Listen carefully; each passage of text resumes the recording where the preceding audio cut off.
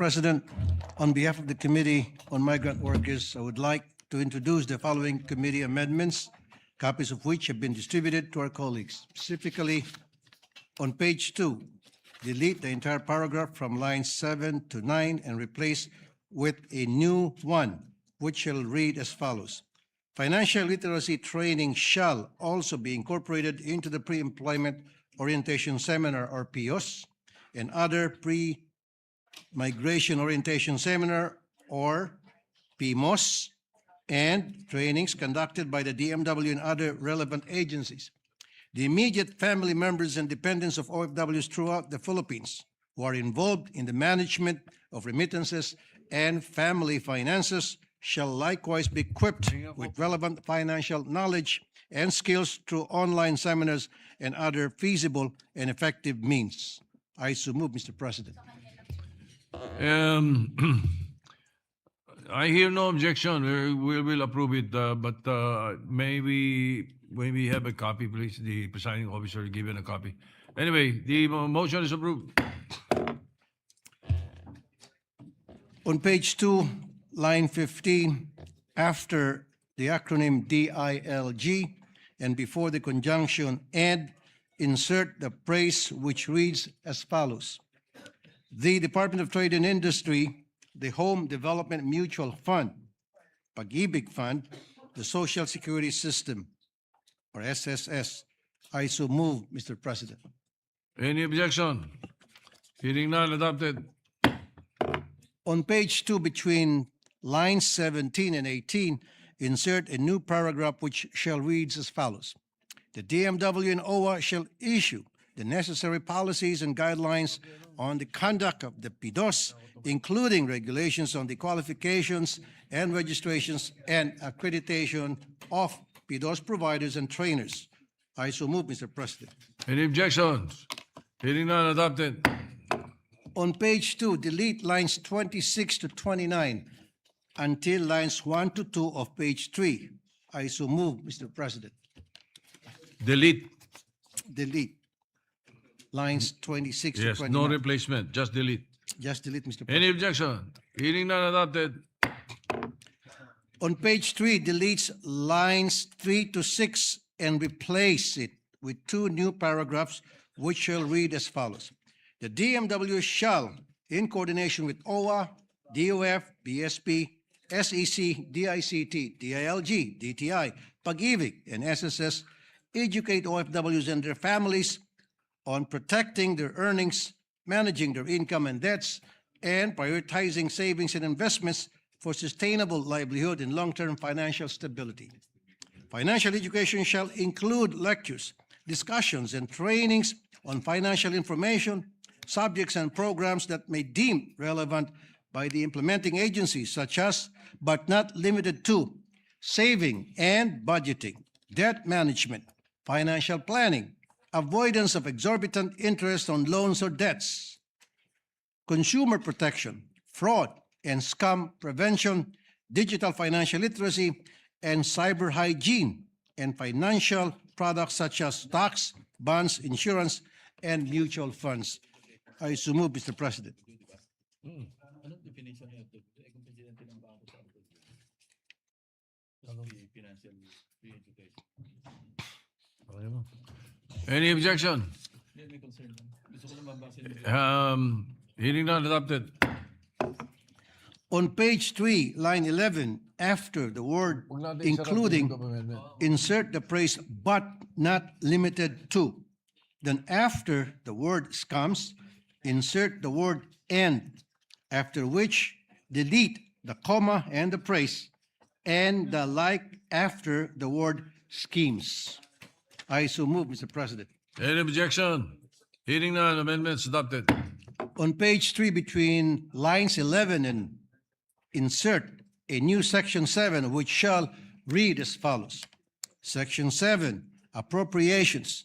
The amount necessary for the initial implementation of this act shall be sourced from the current budget and appropriation of the concerned departments and agencies. Thereafter, such amount as may be necessary for the continued implementation of this act shall be included in the Annual General Appropriation Act and renumber the succeeding sections accordingly. I so move, Mr. President. Any objection? Hearing none, adopted. That would be all, Mr. President. Thank you very much. There is a amendment the presiding officer is proposing, and that the majority leader will lead into the records. With the permission, of course, of the sponsor and the body. On page 3, Mr. President, delete lines 12 to 15 and replace with section 7, implementing rules and regulations. The rules and regulations necessary for the effective and efficient enforcement of the provisions of this act shall be formulated by the DMW, in consultation with the OWA, DOF, DILG, DICT, CICC, NTC, BSP, SEC, and other relevant financial stakeholders and institutions, and shall be implemented within 90 days from the effectivity of this act. I so move, Mr. President. What does the sponsor say? We adopt, Mr. President. Accepted. Any objection? Hearing none, adopted. Thank you, Mr. President. Mr. President, before there are no other amendments, but maybe just some Oh, by the way, that clarificatory- is now the new section 8. Yes, That yes. will be now the And new to section number, 8. All right. if we number them accordingly. All right. Go ahead. Subject to style, Mr. President. Mr. President, may just a quick question to our dear colleague. Just para hindi po malito ang ating mga kababayan, this is not free financial help, di ba? This is free financial literacy training That is correct, Mr. to President. help them with their savings, Right. paano po mag-invest, ganun pong education ibibigay natin. That is correct, Mr. Kasi President. baka, Precisely. baka pag binasa ng tao na may tanong nga si Senator Lacson sa akin, ito ba ay free financial aid, paano kung yung OFW ay mayaman? So when we looked at of course, the committee report and studied the bill further, it is for financial literacy. Not financial assistance. Yes, it's financial literacy to train them Financial how to save, education. how to use Financial their money. education as well. Yes. Thank you, Mr. President. Yes, correct. So it's on the finance side, yung pag konting savings, paano mag-invest, paano nila magagamit ng maayos ang efficient use of their funds. So just for clarification, Mr. President, we thank the good sponsor for that clarification and that, of course, for the record, for our people to hear and see. So with that, Mr. All right. President, there are no other amendments on the measure. I move to close. Oh, Senator Francis Pangilinan is Recognize Senator recognized Pangilinan. before. Yes, Mr. President, just a clarification. If that is the case, I beg the indulgence of our colleagues, but I was going through some other measures. But should not that be reflected as an amendment in the title? Financial literacy education. What is the pleasure of our sponsor? Because it might be misinterpreted or misunderstood. Yeah. Thank you, Mr. President. Yes. The title itself speaks for itself, meaning it tells us that it's an act providing for a free financial education to overseas Filipino workers and their families. In short, like what the President, Mr. President said, it is to educate our OFWs how to save money. Hindi po ito ayuda. Ito po ay tulong para mabigyan sila ng education tungkol sa pagsisave ng pera nila while they are working abroad para pagbalik nilang Pilipinas, hindi po sila walang-wala tulad ng mga iba. When they come back to the Philippines, wala sila kahit na single centavo, bankrupt sila because while they were there, naubos yung pera nila. Yes, I understand, Mr. President, but I was just concerned that with the question earlier raised or the point earlier raised by Senator Zubiri, as expressed by Senator Lacson, baka lang hindi maintindihan ng iba nating mga kababayan at isipin na ito ay assistance para sa education,